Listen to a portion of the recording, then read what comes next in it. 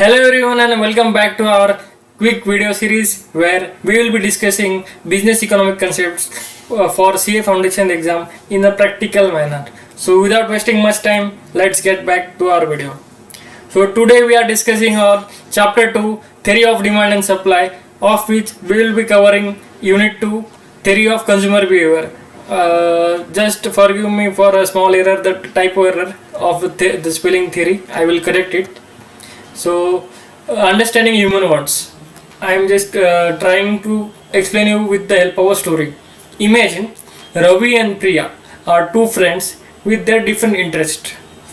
Ravi loves playing cricket and enjoys eating out at his favorite restaurant, while Priya, on the other hand, loves shopping for clothes and reading books. Both have various desires or wants that stem from their different lifestyle and interest. So based on that, we are these are characteristics of wants. First, unlimited. Ravi always wants the latest cricket gear, and Priya is constantly on the lookout for new books and clothes. Second, varied in the intensity. Ravi might urgently want a new cricket bat, while Priya might not urgently need a new book. Third, satiable. That is, once Ravi buys his cricket bat, his desire for it is satisfied for the time being. Means one bat is sufficient for him. Fourth, competitive. That Ravi's limited budget forces him to choose between a new cricket bat and a nice meal at restaurant. Since he has two options and limited budgets, he might have to choose for one. Fifth, complementary. That is, to enjoy a game of cricket, Ravi needs a bat, ball, and stumps. So these are the things that Ravi will require. Sixth, alternative satisfaction. That Priya can either buy a new book or watch a movie to relax. So either of two, she may choose one. Seven, subjective and relative. That Ravi might find cricket more enjoyable than Priya, who prefers reading. Might be so because of outdoor activity. So it can differ from interest to interest, person to person. 8, variable. Wants change over time. Ravi might want cricket gear now, but later he might want a gaming console. Means the desire or want may change over time. Ninth, recurring or non-recurring. That means Ravi's need for a new cricket bat might not arise often, while his need for food is regular. Means some of the needs are once a time or once a while some are on a continuous basis. 10th, habit and custom. That Priya regularly buys new cloth because of her habit and fashion trend.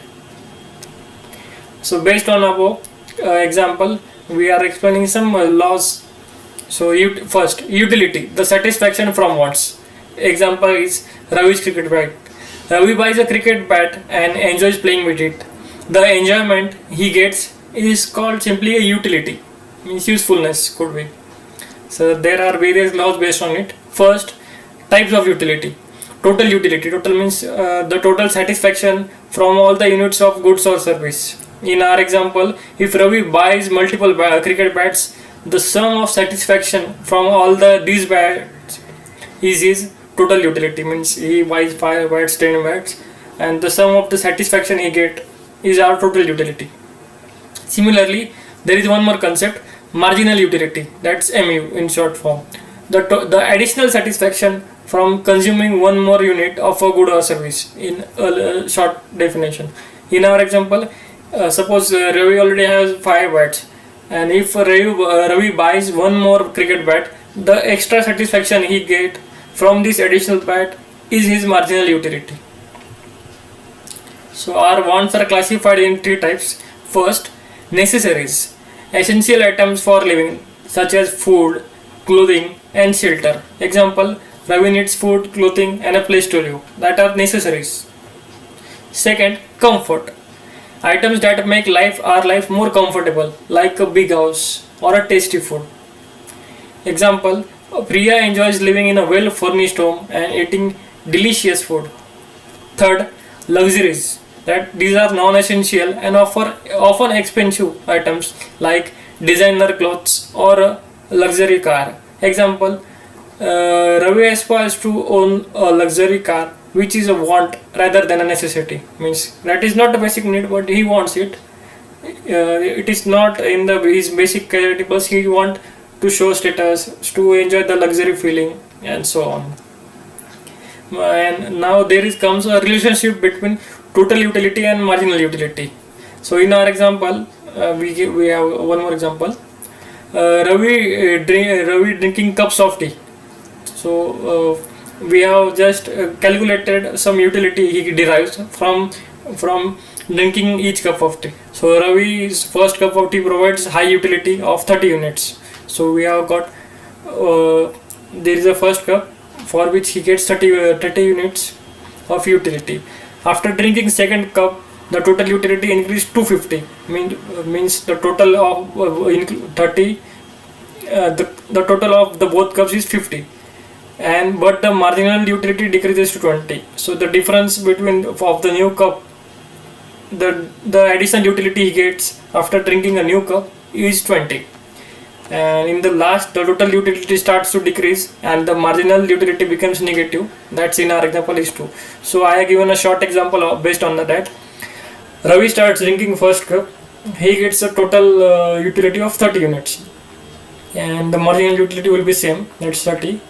Then Ravi drinks one more cup of tea or coffee, then the total utility becomes 50. So it is cumulative 30, but the marginal, that is additional, he gets from the second cup is 20. Similarly, when he starts drinking third cup, the total becomes 65, while the difference or the additional utility is 15. So slowly you will see the marginal utility is reducing. Then comes a fourth cup, where the total utility becomes 75. For the fifth, it becomes 80. For the sixth, it becomes 82. And you will see slowly the utility has been decreasing. And on the seventh cup, there is no any addition in the utility, and the marginal utility becomes 0. And later, when he start decreasing drinking one more cup, the total utility becomes lesser than the earlier one, that is 80 in our example, and the overall marginal utility from the previous cup to current cup will be in the negative direction, that is -2. I also plotted this example using a graph, you will be seeing here. So this area is the marginal utility part. So this is our total utility, that is firstly increasing, and after some extent it will start reducing, while this is the marginal utility line. So earlier it was slowing, and after some extent it will be in a negative direction. So this is 0 when he drinks 7th cup, and after he drank 8th cup, the marginal utility was becoming negative. I think it is -2. Yes. So this is nothing but a law of diminishing marginal utility. This example illustrates that while the total utility initially increases with each cup of tea, the marginal utility decreases. Eventually, consuming more tea leads to a decrease in a total utility, demonstrating the law of diminishing marginal utility. I have just added some lines. As Ravi continues to decrease more tea, the extra satisfaction he gains from each additional cup decreases. Initially, the first few cups provides a lot of satisfaction, but after several cups, the satisfaction diminishes and he might even feel sick after too many. Then comes a second concept, consumer surplus. A story, Priya's book hopping. Priya is willing to pay rupees 500 for a book, but finds it for only 300. Her consumer surplus is 200, which is the extra satisfaction she gets from paying less than she was willing to. So I have just made a table for it. Willingness to pay was rupees 500, actual price is 300. The surplus is known as consumer surplus is rupees 200. Now comes Application and limitations of consumer surplus. So I have just given 2 3. There are many more. You can refer study material or for that, or in case you need any resources, please feel free to share your thoughts in the comments. I will try to answer it. So applications. First, policy making. Understanding consumer surplus helps in evaluating the benefits of policies that affect prices, such as subsidies or taxes, from a government point of view. Second, pricing strategies. Businesses can use consumer surplus data to set up prices that maximizes profit while ensuring consumer satisfaction. And third, welfare economics. Measures of consumer surplus are used to assess the welfare impact of market changes and public projects. Also, I have noted 3 limitations. First, subjective value. Consumer surplus is based on individual preference, which can vary widely. Means I am not a book reader, so the consumer surplus for me could be lesser, as I might be willing to pay lesser amount. So, considering the similar example, if my willingness to pay is rupees 200, but the actual price, or if the willingness to pay for a book for me is rupees 350 and the actual price is 300, so in my case the consumer surplus will be 50, or might be negative. Second, estimation challenge. Accurate measurement of willingness to pay can be difficult. Yes, is definitely difficult. And third, static analysis. Consumer surplus does not account for dynamic changes in preferences and market condition over time. So for a single point of time, the consumer surplus was that, but there might be some situation, might be I will be having less money or having more money, and my willingness and the want will be different. Now comes indifference curve analysis. Again, we are continuing with our own example, Ravi and Priya. Just a minute. Indifference curve analysis. Ravi's preferences. Ravi enjoys both playing cricket and dining out. The indifference curve helps us understand his preference by showing different combination of these two activities that provides him equal satisfaction. So I have created 4 situations based on his preference. So Ravi loves both playing cricket and dining out. So just a minute, I think I have missed something.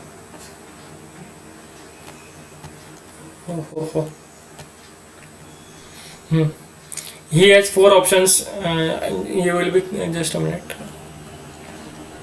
Firstly, he can play 4 matches and go for dining out once. Second option, he might play 3 matches and go for dining out twice. Thirdly, he might play 2 matches and go for dining 3 times. And fourth, he might play just 1 match and go for dining out 4 times. Each combination on the indifference curves gives Ravi the same level of satisfaction. Now comes the marginal rate of substitution. The rate at which a consumer is willing to substitute one good for another while maintaining the same level of satisfaction. So in order to maintain same level of satisfaction, one might choose one product based on another. So I will just try to explain it with the help of the above example. I am continuing all these 4 situations or combinations. So in the first case, the marginal rate of substitution is 0 because he is able to do the both, while in 4:0 because he is majorly focusing on cricket matches and having less preference for dining out, so that is 0. While in all other 3 cases, he is giving equal chance, or he is getting equal satisfaction by both playing and dining out simultaneously. Now comes the budget line. The budget line represents all possible combinations of 2 goods that a consumer can purchase given their budget and the price of the goods. In our example, say Ravi has a budget of rupees 1000. The price of one cricket match is rupees 200, while the price of dining out is rupees 100. So our budget line would be price into quantity of one unit, one product, plus price into quantity of other equals to total budget. So Px plus Qx is price into quantity plus Py into Qy. So price of another goods into quantity of another goods equals to total budget. So price of cricket match into number of matches plus price of dining out into number of visits or occasions where he will be visiting equals to total budgets. Therefore 200 Qx, because quantity is not given, plus 100 Qy equals to 1000. So these so we will be try to get some permutation combination by solving this equation. So these are four combinations: no matches plus 10 times dining out, second 2 matches plus 6 times dining out, third combination is 4 matches and 2 dining out, and last is 5 matches and 0 dining out. So consumer equilibrium occurs when this is one more chapter. I will just explain what in the continuing. Actually all these parts are in sequence only, so you might see that how I am jumping from one topic to another, but these all are interconnected, and after completing all you will get to understand what I was saying. So consumer equilibrium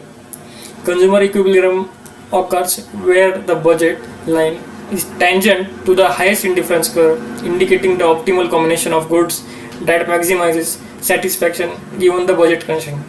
So it is the budget line which gives a maximum satisfaction. So in our example it is the second one. Actually I have not plotted, I forget to plot the graph for this, which will help you better understand. I will try to update my notes and add the chart diagram, which will help to understand the concept better. So in our optimal case, which is the based on this data, the ideal combination is 2 matches and 6 dining out. This is optimal combination where Ravi gets a maximum satisfaction. Just like our previous video, we have MG extras. So there are 2 activities which you can perform, which will help you to understand the concept better. So please note these are just quick video notes and quick concepts. You need to go through the detailed notes or concepts from any author's book or study material which you are referring. The idea is to just help you understand the concepts in a quick manner and learn it practically. So back to MG extras. List any 2 or 4 of your favorite items and rank their satisfaction from consuming each additional unit to visualize the concept of DMU, diminishing marginal utility. Second, just think of recent purchase where they felt they got a good deal. You shall try to think for a recent purchase you have done that you felt a good, and try to calculate consumer surplus. Now comes the conclusion. Understanding consumer behavior involves recognizing how wants drive consumption, how utility measures satisfaction, and how the law of DMU, that is diminishing marginal utility, affects decision making. By studying these principles, we can make informed choices, understand market dynamics, and appreciate the complexity of consumer behavior. That's it from the video. Thank you. Stay connected. Keep learning, keep going, and bye bye.